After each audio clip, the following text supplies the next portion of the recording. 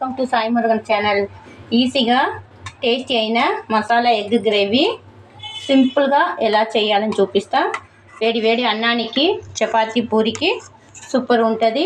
రండి చూపిస్తా ఎలా చేయాలని. టమాటా, ఒక 5-6 ఎల్లిపాయలు, కొన్ని కొత్తిమీర, 2 పచ్చిమిరపకాయలు, కాజు, ఇది ఒక 4. ఇవన్నీ మిక్సీకి పేస్ట్గా పట్టేసుకొచ్చేస్తాం.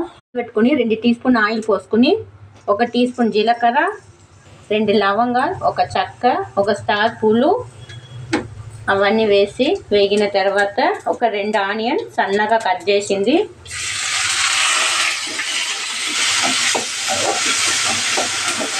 ఆనియన్ కొంచెం బాగా ఉడికి రావాలి. అప్పుడే ఎగ్ గ్రేవీకి టేస్ట్ అనేది వస్తుంది.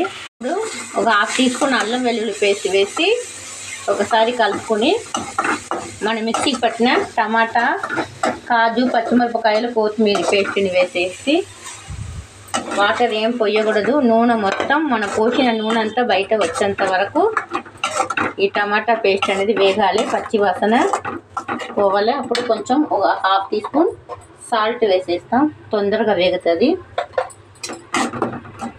ఇప్పుడు మనం పోసిన నూనె మొత్తం బయటికి వచ్చినాయి. ఇప్పుడు దీంట్లో 1 టీ స్పూన్ కారం, 1/2 teaspoon garam masala, 1/2 teaspoon pepper పొడి, 1 టీ స్పూన్ ధనియాల పొడి,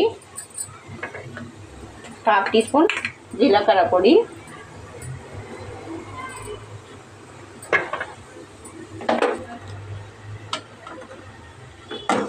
ఒకసారి మొత్తం కలిపేసి 1/2 కప్ మాత్రం మనం మిక్సీ కడిగిన వాటర్ పోసేస్తాం. ఎక్కువ వాటర్ పోయకూడదు.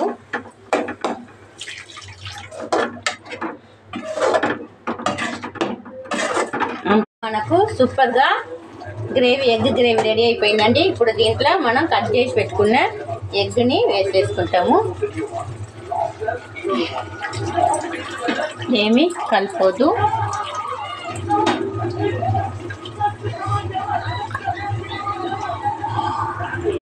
లైట్గా ఇట్లా ఎగ్ వేసేసి కొంచెంగా డిప్ చేసి పైకి కొత్తిమీర, పచ్చి కరివేపాకు వేసుకుంటే ఒక 2 మినిట్స్లో మనకి టేస్టీ అయిన ఎగ్ మసాలా రెడీ.